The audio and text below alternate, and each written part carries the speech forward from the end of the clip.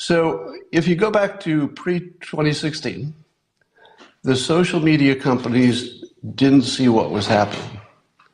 In other words, they may have been trying to, put their finger on the scale a little bit, but the thing that the social media companies didn't see coming is what I call the island of misfit toys. Trump supporters all over were this weird collection of just weirdos, and oddballs. And I would put myself squarely in the center of that population because nobody really saw me coming, right? But that surprise factor doesn't exist for this next election. Consider, if you will, that Silicon Valley is, they're all about A/B testing and release the new version and continuous improvement. Do you think that they're going to get caught off guard again? There isn't any way that the platform owners will be caught off guard again. They won't be caught off guard again. This time, they're going to be prepared, and they've had a lot of time to prepare.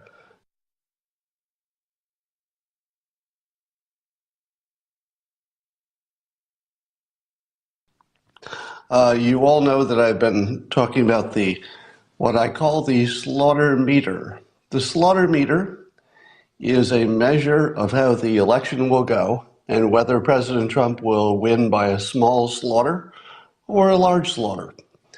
And I update it based on current events. So it's not really a prediction. It's more like a moment in time in which the current conditions, if they were to continue until the end, would give you that result. But of course, things always change. So it's not a prediction. It's just sort of if nothing changed, this is where you would end up. I have downgraded the slaughter meter from 140%, where I said to myself, the competition for presidency is so weak that I couldn't imagine any situation other than Trump dominating the election. I've reset that to 0. So my current thinking is that the president has no chance of re-election. Now, remember, the slaughter meter is if nothing changes. But of course, things will change. So you don't have to worry that this necessarily will be the condition on election day. But the current situation would give him no chance of winning. And here's the current situation. I'll just give you some anecdotes. There is a topic that I can't mention that is removed from YouTube whenever an individual is mentioned in a positive light. I can't even say the name of the person because these videos will be removed from the internet. Now, I don't have much interest in that actual topic. I don't even have an opinion on it, and I'm not really informed. But it is true that we now live in a world in which a major platform can completely stop a topic. And it's okay. It's okay. It's legal, apparently. You can make an entire topic leave the news, and it's okay. Now, in that world, can you ever expect a fair election where the social media people do not put their finger on the thumb? Well, I would say that that's pretty unusual. We see people like Dave Rubin being demonetized. I would say 100 of my videos were demonetized. If I asked the reasons for it, and I haven't, I'm sure there'd be some reason that didn't sound very convincing to me. But the things demonetized, coincidentally, are the same things that would be the most damaging to the Democrats. Might be a coincidence, but I don't know. Now, as I've said recently, the fact that even with my resources, all right, I have lots of connections, I know people who work at every platform, I have the time, I've got the will, I have every resource you would need to determine whether I'm shadow banned or my sudden demonetization and lack of exposure is some kind of just a normal cyclical, seasonal thing. Who knows? The fact that I can't determine that, and there's no mechanism for me to determine that, means that there is no oversight on the most important lever of our democracy. Think about this. You know how much access I have. I have a lot of access everywhere, just by virtue of visibility and the fact I know a lot of people, I'm a certain age, I have a certain amount of money. I have a lot of access, and I have a lot of capability, both personally and people I could employ or ask for help. And even I have zero visibility on whether my social media experience is being biased in any way by people who have their fingers on it. Can't tell.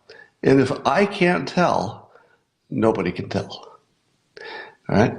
Here's another one. YouTube apparently removed what they call the doctored videos of Pelosi seeming to slur her speech. The argument given is that it's a doctored video. Just think about that. What other videos are doctored to give you an impression that is not exactly what reality is? I don't even have to finish the sentence, right? If that standard holds, and it looks like it will, I don't see any pushback. It looks like YouTube will be able to say, we think this video is, wait for it, misleading because of the way it's edited. Now, of course, the video, there does seem to be some evidence that at least one video of Pelosi apparently slurring her speech was slowed down. But here's the interesting thing. The thing that started this all was probably somebody like Robbie Starbuck mentioning that the actual video, not the one that's edited, but the actual video, the real live unedited video of Pelosi talking about Trump and the infrastructure meeting, sounded like she was drunk.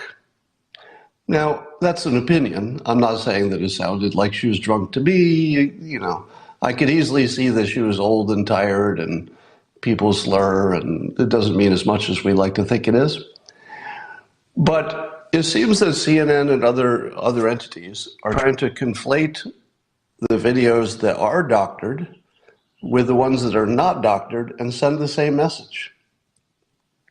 The undoctored ones are just as compelling as the one they claim is doctored, but when they claim it's doctored, they don't show the undoctored one at the same time, at least on CNN's website. I understand they may have shown it on the air at one point. But if you say that this one is slowed down and you have access to the real one because you're the news, if you're the news, you have access to the real video, it's yours. If you don't show the full speed one on the same page as the slowed down one, what are we to make of that? That's sort of a large oversight. So consider the fact that YouTube could remove a video because in their editorial opinion, it was doctored. That's pretty much every story about everything.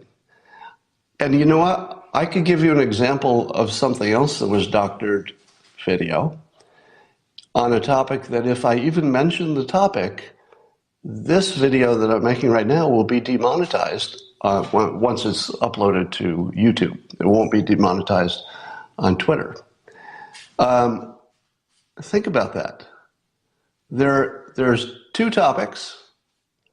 There are two topics just today that are topical and involve just, things that I would normally talk about. And I can't even say the words, even forget about text, forget about titles. I can't even say the words, because if I say them, I'm worried that the speech-to-text thing will pick it up and I'll be demonetized. Think about that.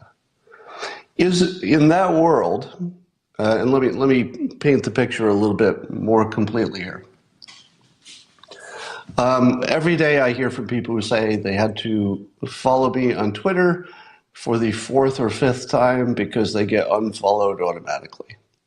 If any of you have ever been unfollowed automatically, if you were following me and you ever got unfollowed automatically, so you had to go back and follow me again, say so in the comments. I want to see if there are any other people out there who have that same problem. But, and by the way, I don't necessarily think that's real. I don't have an opinion one way or the other. I do think that there's some amount of confirmation bias that would be very large, that would make us think we're seeing things where there's nothing to see. So clearly, you have to account for the fact that a lot of it would be just in your imagination.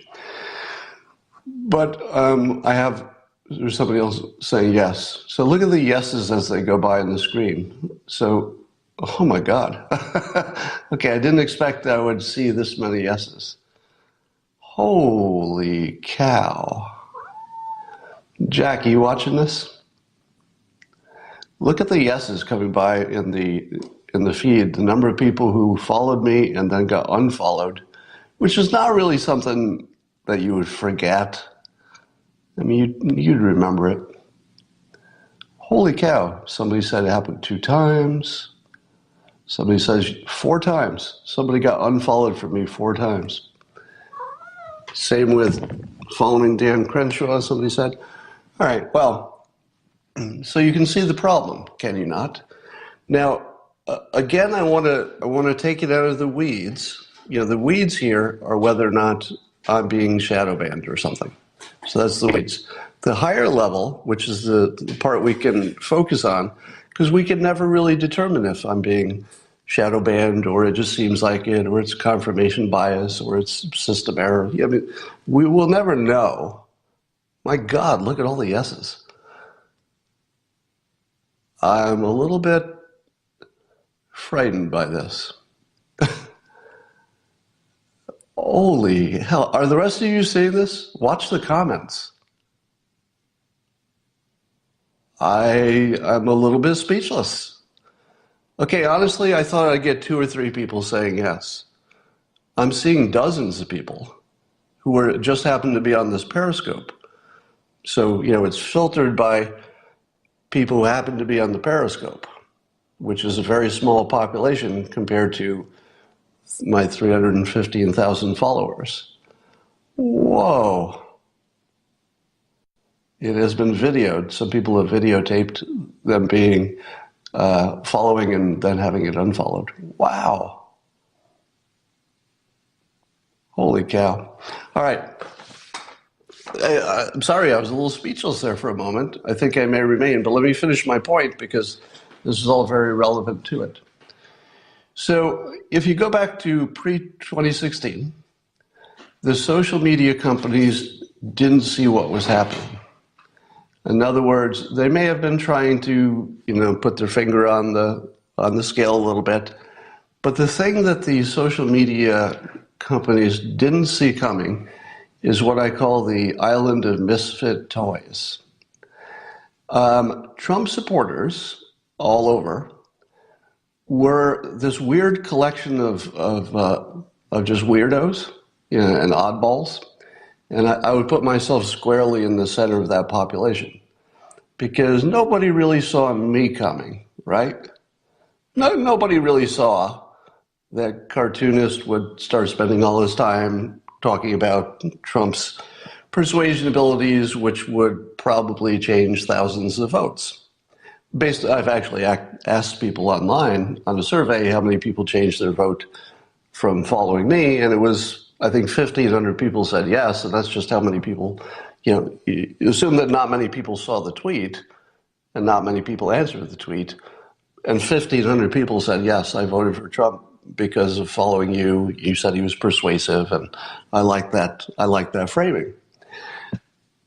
Now multiply me by all of the other misfits. And I say this with love because I'm putting myself in this category. There was this weird, spontaneous outgrowth of misfits who were unusually effective. The thing about all the misfits, and again, I'm including myself in this group, is that many of the misfits were super influential. I can't even, I was just going to say a name of somebody who would get me demonetized. You probably know who it is. But there are several names of people whose names I won't even mention because I'll get demonetized, who were very, very influential in the outcome. And I think it caught everybody by surprise. Everybody thought Hillary would, just waltz into the office. But that surprise factor doesn't exist for this next election. Consider, if you will, that Silicon Valley is, they're all about A/B testing and release the new version and continuous improvement. Do you think that they're going to get caught off guard again? There isn't any way that the platform owners will be caught off guard again. They won't be caught off guard again. This time, they're going to be prepared, and they've had a lot of time to prepare. 4 years of the smartest people in the world trying to figure out how to hide behavior that nobody can find. And keep in mind, it's not too hard to hide because there's no access. Even I, with a tremendous amount of pull and resources, I have no visibility on whether my social media traffic is real or manipulated. None. Can't tell. And if I can't tell, you certainly can't tell. All right, so here's the bottom line. I've moved the slaughter meter to 0 because the current situation is that the social media platforms do absolutely have enough influence to change an election. Is there anybody who doesn't think that's true? Is there anybody who doesn't think social media can determine the election if they were determined to do so? I don't think anybody believes that, right? It's clear what they want to happen, which is Trump losing. It's clear they've had 4 years to fix their systems so that they're less obvious, more subtle, more effective. 4 years of technical development, the smartest people in the world. Do you think they're going to lose this time? Maybe. I mean, anything's possible. But I don't think so. I don't think so. I think you give the smartest people in the world who are super motivated. How motivated are the social media platforms? Not a little bit motivated. Super, super motivated. Smartest people in the world know exactly the problem. They know exactly the levers to move. 4 years to figure it out. You think you're going to beat that? You're not. So the current situation is that social media has the levers. We can't see them. They can push them. It's clear which way they're going to pull the lever. No chance of the president winning this election under the current conditions. So a lot of things would have to change for him to have really any shot because the whole democratic process is broken down. I loved that the White House created that website where you can report what you believe is social media manipulation. The trouble is, so many people are going to report social media manipulation. What can you do about it? Some of them will be true, some not true. It's just going to be this mess of data that may be kind of hard to be useful, but maybe they'll get something out of it. Who knows? At the very least, they'll get a mailing list out of it. Speaking of the White House, Brad Parscale launched the Promises Kept website. If you haven't seen it, it's really well done. So my comment is not just political in this sense, but the user interface and just the design of the website and really the idea of it is really, really good. So for example, there's just a search box where you can search to find out all the things the president has done on any topic. So I went there and said healthcare. Boom, it showed, 20 different initiatives in summary form that you could find out more about that the administration has done for healthcare. Things you wouldn't have known about. So it's an amazing resource if you're arguing on social media and somebody says, he hasn't done anything on this topic, and you say, blah, blah, blah, blah. Here's what he's done. All right. Let's talk about... I made a tweet yesterday that might end up to be my most viral tweet. And I know it was effective because it activated the professional trolls. If you don't know how to recognize the professional trolls, you just have to watch my account whenever I have a tweet that is insightful in a political sense and hits a nerve. When that happens, apparently there's some kind of central source where all the trolls go in the morning to find out who to bother. It's fairly obvious that they come in waves, and they only come in when I say certain effective things. If I'm just joking and I say something funny that gets a lot of retweets, nobody comes in. But if I say something that actually looks like it could move the needle, reframe something, makes you think of something a different way, then the trolls come in. They tend to have cartoon profiles or animals. So it's either a comic or an animal. They always say the same thing. They mock me for being a cartoonist without talking about whatever the point is. They say I'm stupid without saying why. It's all the same. They've got, fewer than 300 followers, and it's just obvious that they're not real people, or they're people pretending to be real people. So again, I don't have any control over these trolls, and they probably think they're effective, but I don't know. So let's talk about some other things. So the slaughter meter is at 0 because social media has their fingers on the scales, and there's no way that 4 years didn't make them effective enough to have any election that they want, or any election outcome.